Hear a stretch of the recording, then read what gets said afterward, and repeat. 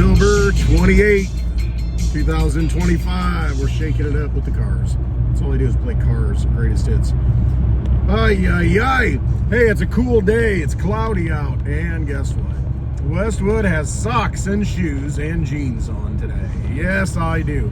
Problem is, excuse me, and a sweatshirt. Got my Litecoin sweatshirt on, baby. Got a big L on it. You can't see it. Repping the Litecoin. Sound money for the digital age. I looked through all my jeans today, because I said I need to put some jeans on today. Well, guess what? Hard to find any that fit, so I'm bagging it a little bit. They still look okay, but man, I need to replenish the supply. The thing is, I'm usually pretty stocked up on things, and I remember brand new 34, 30, 34, 32 inseams, because I'm kind of in between depending upon the cut. I had probably 5 pairs of them, brand new, folded up, and I remember, just like everything else I just give away in my life, I remember giving them away, and I thought, I'll probably never fit into these again, which it's really kind of my ideal size. I'm at my ideal weight right now. I feel pretty good. I don't know, I'm probably weighing about 205. Yeah, right around there. 200, 205. Man, I was tipping up there quite a bit over this past winter and earlier this spring. I just got to the point, I said, this is stupid, this is enough. So, just change your habits. But no, I'm back to really where I should be, ideally, with my frame. How tall am I? Well, depends if I got the Doc Martens on. Not too short. No. So yeah, I got some giver's remorse, I guess, wishing I had those 34s back. That's all right, I'll thrift some more. I'll find some, it'll be fine. We've got a big hurricane, Hurricane Melissa. Now, if your name's Melissa, it's like, if your name was Katrina back in the day, or Hillary, gosh darn it, you're kind of marked. It's not your fault. Let it go. But now it's going to be Hurricane Melissa coming in hot, coming in hard and hot and fast. That thing has some energy. It's beautiful from a natural standpoint, how much energy that thing has, and the eye on that thing, man, it is a work of art as far as nature. Unfortunately, it looks like it's going to hit Jamaica, which, man, that could be devastating by the looks of that thing. So prayers go out to everyone there. That's But as I've always said, the universe will direct you if you need to be in a different place or take a different path. If you are on the wrong path and you don't make the decisions to get where you need to be, you'll get forced there. You really will. And I really believe that. I know that to be true in my own life. I deviated from my path for a long time and finally got myself straight, back to where I was, back where I belong. I need you back where you belong. Or was it, I want you back where you belong? Something like that. What was that, 38 Special? They had some good music. Good jukebox music. At Sue's place, Paulie P. Next time you come back, maybe I'll go up there with you and we'll play some music and hang out. So, dive bar. But yeah, I mean, the universe will put you where you need to be. Let me turn this down. Oh, I'll get a copyright infringement. Oh, and demonetized. Yeah, like I make anything anyway. Don't really care. It's all about the message. So, yeah, cat.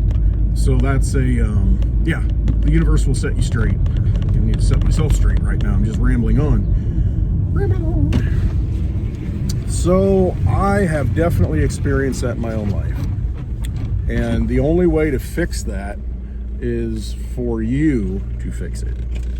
You need to look at yourself and say, do I like myself? Do I like the path that I'm on? Is this the correct path that I came here to walk? Or am I on the wrong path? And you can make that decision on your own and make it a lot less painful. You can take the actions and do the things that make everything flow. If you do not, then you will be forced to do that.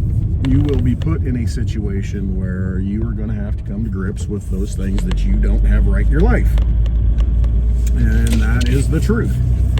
So, unfortunately, I saw 2 dead squirrels today. They were on the wrong path, and they got taught a hard lesson, it looks like.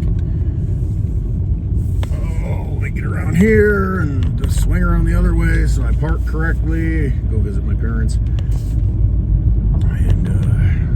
have a coffee.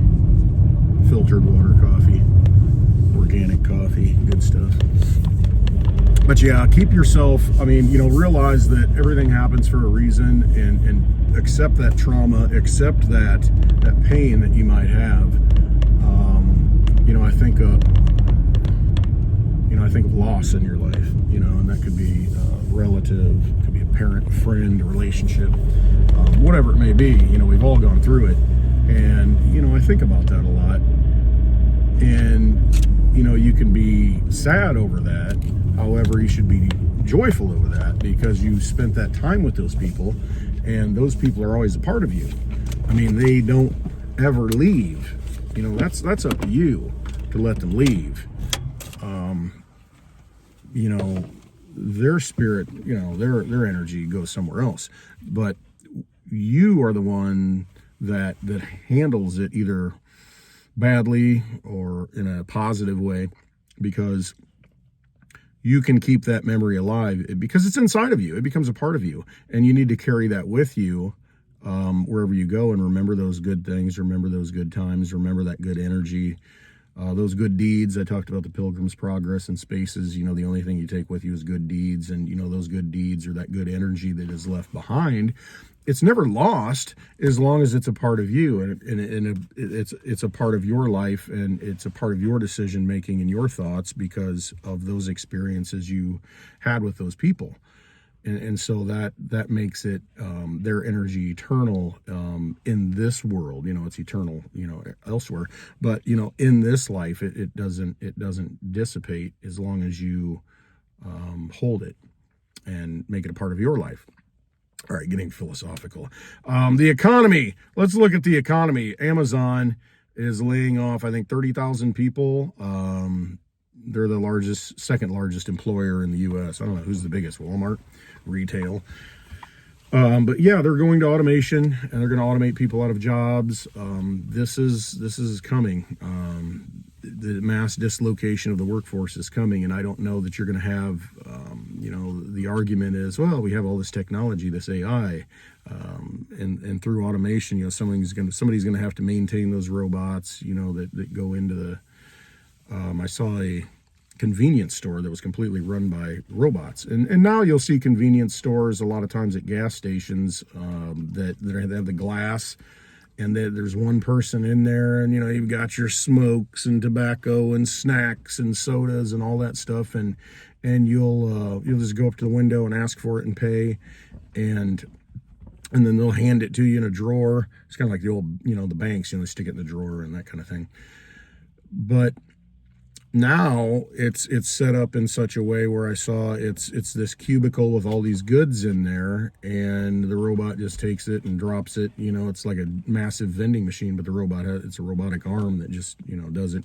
That'll get more and more sophisticated to where it looks like a person, and you won't even know it's not a person because the technology will be so good. You see these robots, these people, sex bots a lot of times, that's how far it's going to go, though, to where we are so disconnected from humanity that you just buy your partner pre-programmed and programmable, because if depends on your mood, it will react. Because you think about AI, what it does, it tries to entrain you and get into your head and your emotions and react the way it thinks that you want to hear it, and lures you in. And imagine applying that to something that appears to be human.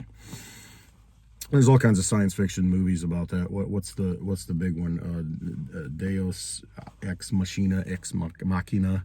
That one was it Ex Machina, something like that. I don't even know what it is, but yeah, that there. Watch that. That one kind of tells you where it's going. And with technology, that's definitely where it's going. Now, someone has to stock the bags of food and, the stuff inside of there. That's still a human that probably comes in and stocks it. So there is that job.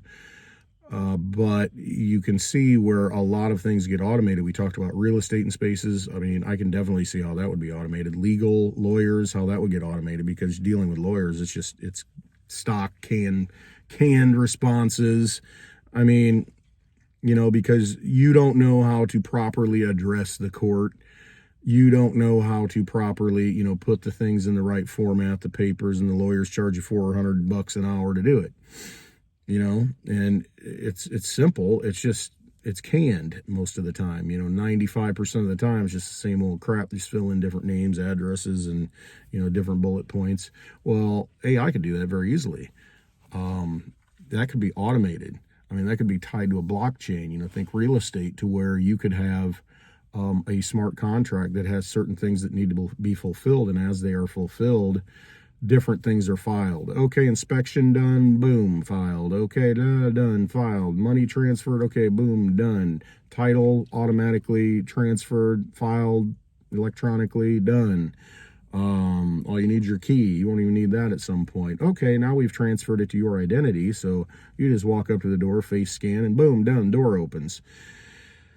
So, I mean, at some point, all of this will be automated, and I'm just thinking of my generation, have straddled both sides of it. And, used to using a rotary dial and a record player and an 8-track tape, a cassette tape, a DVD, laser discs. Remember those big ones, and then it went to the DVD simultaneously almost. And now it's just all digital. And so all the music is digital. Now I try to, I'm the guy that goes and buys CDs and, plays them in my CD player here in the 2001 Volkswagen Golf. Aftermarket radio. So yeah, it's, I like those tangible things, and I've always felt that would be a danger, not having something in your hand. That's why I love books. I like to have the books. They're unalterable because you have them. And there's something about that tangibility and touching something and having it in your hand and having that sensory. There's all kinds of nerve endings in your fingers. Having that sensual sensory experience with that book and holding that book, it creates something. It's just like writing. Are you okay over here? Get settled. It's just like writing. You have your brain in your hand. It's operating together. It's that full expression of humanity. Everything's working together. Whereas now you don't touch it, you read it, and an audiobook. So it's one level of experience. I like to hold the book and look at it and read it with my eyes. This is why people can't spell anymore, because we have audiobooks.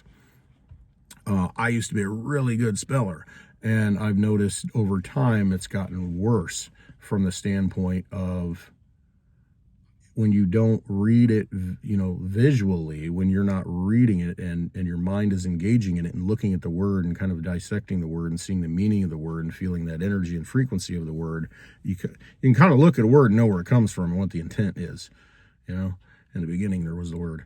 So a lot of that is getting lost, and I'm that person that wants to maintain that, not because I'm a Luddite or anything. It's because I understand the value of that. I understand that what that does for a human being, and that tactile, engaged experience, and how important that is to us and who we are.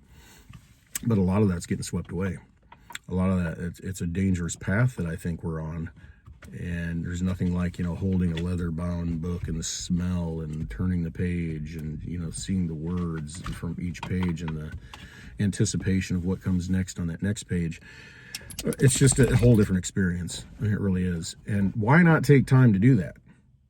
Why are we in such a hurry to get to somewhere where we know not the destination?